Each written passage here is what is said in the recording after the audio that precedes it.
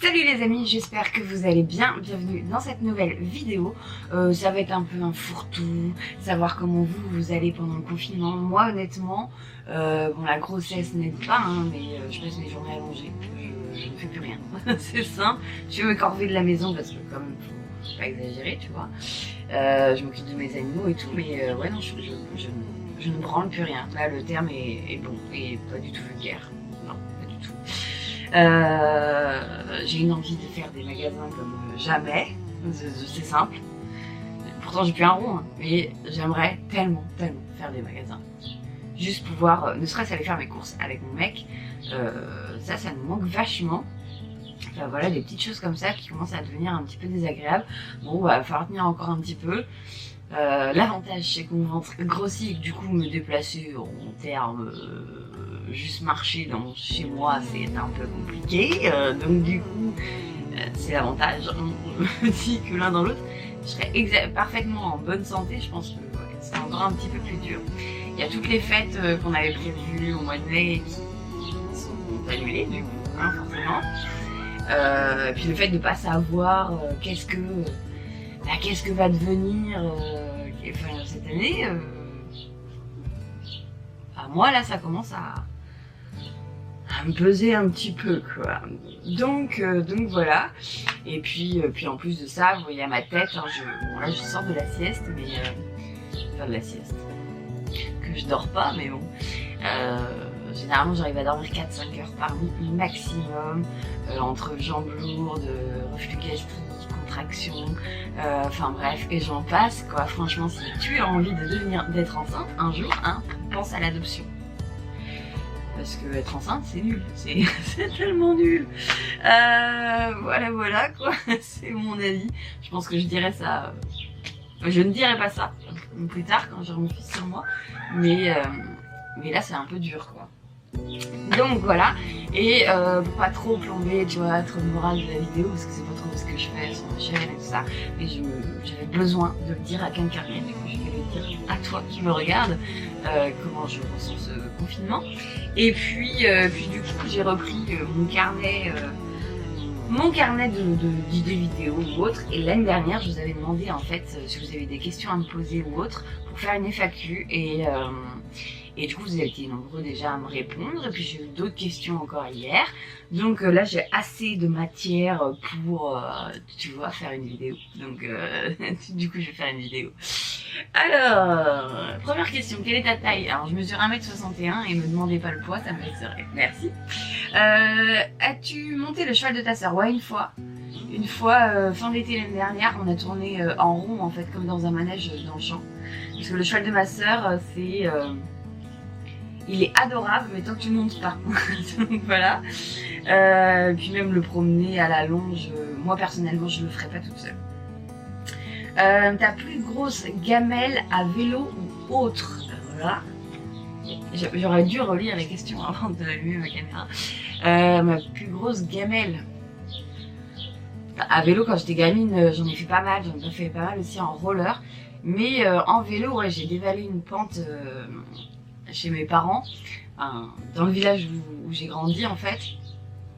Il y avait une grande pente et on faisait du vélo au niveau des ruches, et j'ai eu peur des abeilles, et du coup le vélo l'a fait comme ça, et mon vélo est parti à gauche, moi je suis descendue toute la grande côte, je suis revenue, j'ai fait plein de ronces. Ça c'était pas mal, j'avais eu peur, je m'étais fait engueuler parce que j'avais abîmé mes vêtements, enfin j'ai pas le souvenir que j'étais accueillie en héros, tu vois, à la maison. Ça c'est une de mes plus grosses gamelles, je pense. Et aussi comme mon père m'a appris à enlever les petits trous des vélos, on avait, à cette époque-là on habitait plus vers Fouléronne je crois. Et donc il m'enlève les petits trous, et on avait le parking d'un magasin de grande surface. Et un dimanche on va faire du vélo sur ce parking là, et mon père il me dit t'inquiète, je suis derrière toi, jusqu'à que c'était lui, non je rigole, jusqu'à que il soit plus derrière moi en fait.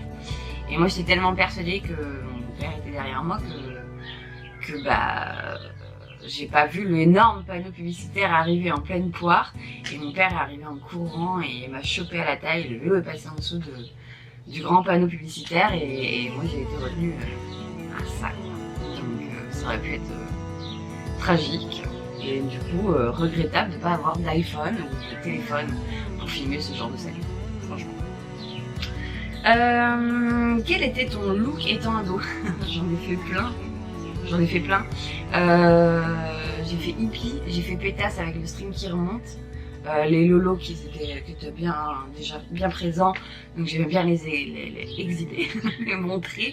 Après j'ai eu une petite période baba cool, pantalon un peu pas de def, mais ça c'était pour faire comme ma meilleure pote. Et sinon après, à partir de mes 15 ans jusqu'à mes 17 ans, j'ai été gothique. Donc voilà, avec des grosses chaussures plateforme, des clous partout, habillée en noir, des collants rédits, enfin bref, tu vois, toute une panoplie. Si je retrouve une photo de moi avec ma crête, je vous la mettrai ici, ce sera cadeau. As-tu déjà eu affaire aux gendarmes? Bah oui, bah oui, forcément. Pour une histoire de tag sur un mur, j'ai écrit au fluo jaune sur un mur jaune. C'était derrière le collège.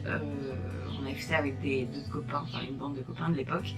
Et on avait écrit des insultes, forcément des trucs hyper intelligents.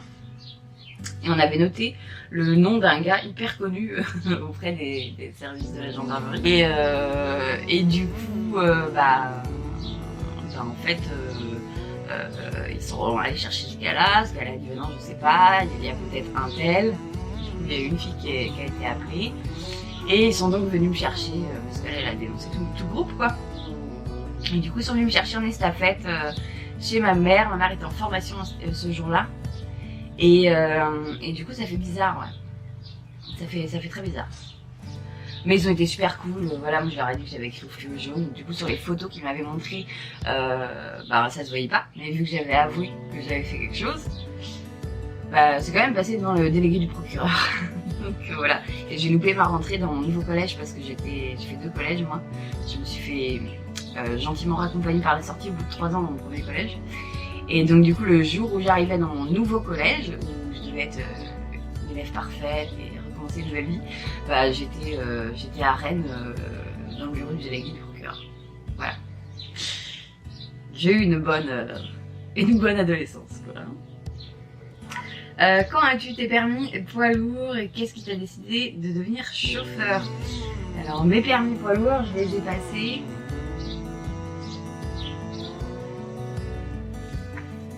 sur mon écran. Attends, je suis obligée de regarder sur mon bras. Donc je les ai passés en 2016. Et qu'est-ce qui m'a décidé à devenir chauffeur? J'avais toujours eu l'idée en fait, quand j'ai fait mon premier boulot chez Singer. J'ai d'abord fait mes 2 ans d'apprentissage en magasin et après je suis partie en train, aller de boutique en boutique pour faire tel travail. Et mon but était de passer mes permis et du coup d'avoir un petit camion chez Singer et voilà, de faire le tour. Ça me plaisait beaucoup. Au final, ça s'est pas fait parce que l'entreprise et moi, on a arrêté de travailler ensemble. Hein. Et du coup, j'ai fait d'autres boulots. Et ce qui me manquait vraiment, c'était d'être sur la route. Ça me manquait, sincèrement. Que ce soit en train, en voiture, ça me manquait. Et puis du coup, j'avais pas forcément envie de faire un boulot de commercial proprement dit dans une voiture. Et donc je me suis dit pourquoi pas passer le permis. J'ai rencontré mon mec quelques mois avant, j'avais déjà l'idée qui était bien mûrie dans ma tête. Et il m'a dit moi j'ai passé mes permis à tel endroit, si tu veux j'appelle pour toi demain. Et du coup il a appelé, j'ai eu la possibilité de passer les tests d'essai qui ont été validés. Du coup voilà, j'ai passé mon permis comme ça grâce à mon chef. D'où est venue l'envie d'adopter ton cheval, ton âne et d'où vient-il? Alors c'est pas mon cheval, c'est le cheval donc de ma sœur et du coup son cheval était dans un champ à perpète là et puis bon moi j'avais un grand champ en achetant ma maison, je lui ai dit alors viens ici on essaye, il y a moins d'1 hectare mais on essaye d'avoir ton cheval sur le terrain. Et donc du coup un cheval ça peut pas vivre tout seul, c'est pas possible. Donc du coup nous, moi surtout, j'ai dit je veux un âne. Et donc il y a un éleveur, je vous mettrai les coordonnées qui est pas très loin de chez moi, pas trop quoi. C'est un éleveur qui se déplace partout et voilà, les ânes sont de qualité chez lui. Donc du coup voilà, et elle était en gestation, enfin en suspicion de gestation, et du coup bah elle nous a fait la petite Kaya qui est arrivée là il y a moins d'un mois. Et d'où vient le cheval de ma soeur? Je sais pas, faudra lui demander, j'ai oublié. Combien d'animaux as-tu? Alors en tout, combien j'ai d'animaux? J'ai un chien, 2 chats, 4 poules, 2 ânes, un copain. J'ai l'impression que j'en oublie. Non, c'est bon, je crois que c'est bon, j'ai ma ferme. Ouais. Et si j'écoute mon copain et son fils, on va pas avoir des canards, des oies, et ils veulent à tout prix un cochon. Ça fait 1 an, je me bats et qu'on a toujours pas de cochon. Souhaitez-moi bonne chance dans la vie. Voilà. Et quelles sont tes passions? C'est la dernière question. Alors des passions, on pourrait mettre la couture dedans parce que c'est vraiment, ça a été un boulot déjà à la base, une fierté aussi parce que ma maman et ma grande tante et ma grand-mère et enfin bref, du côté de ma mère, elles sont toutes couturières. Donc du coup c'était une fierté de travailler pour Saint-Ger, et en fait pour prendre une machine à coudre il faut savoir un minimum coudre, et j'avais la chance d'avoir une collègue qui a pris le temps de m'apprendre, et du coup ouais, j'ai vraiment bien aimé ça quoi, j'ai vraiment aimé ça. J'avais complètement laissé de côté la couture depuis pas mal d'années, et puis bah là le fait d'avoir la grossesse je me suis remis dedans, et en fait ouais, vraiment c'est des purs moments de plaisir, c'est super la satisfaction que tu as à la fin d'avoir créé quelque chose. D'ailleurs j'ai commencé à voir certaines de vos lingettes passer en message, et c'est super cool, je suis contente que la vidéo vous ait plu et que vous ayez réussi le tuto. Pour ce qui est du tuto masque d'ailleurs anti-Covid, bah là moi j'en ai pas fait de vidéo parce que du coup j'ai mon nombre de masques, puis c'est quand même un peu chiant à faire. du coup non, j'ai pas refait.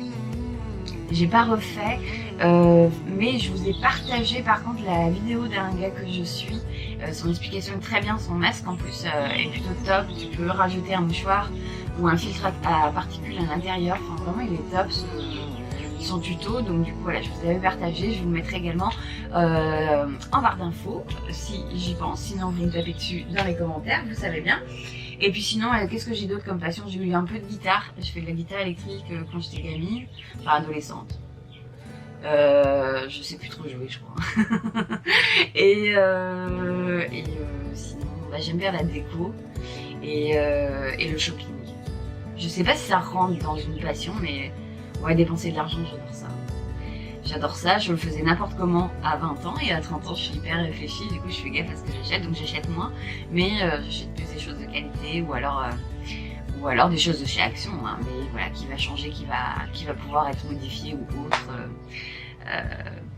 en fonction, au gré de mes envies, on va dire. Voilà pour ce qui est de ce que je peux rentrer dans les passions. Et bien voilà, j'espère que cette vidéo vous aura plu, et puis je serai motivée à vous faire d'autres vidéos très prochainement. J'ai ma box de Tinello que j'ai reçue là, que je laisse mûrir pour l'instant dans son carton. Je l'ai reçue il y a 2 jours, peut-être que dans 2-3 jours je vais l'ouvrir du coup. Elle a l'air lourde, j'ai hâte de voir ce qu'il y a dedans. Enfin elle est lourde. Et voilà, et puis sinon bah, j'ai d'autres idées, hein, mais il faut juste que je me lève de mon canapé en fait, que je fasse quelque chose de ma vie. Qui commence à devenir un petit peu compliqué, j'espère que vous le comprenez. Et dans tous les cas, moi je vous fais plein de bisous, je vous dis à très vite pour une nouvelle vidéo. Ciao ciao.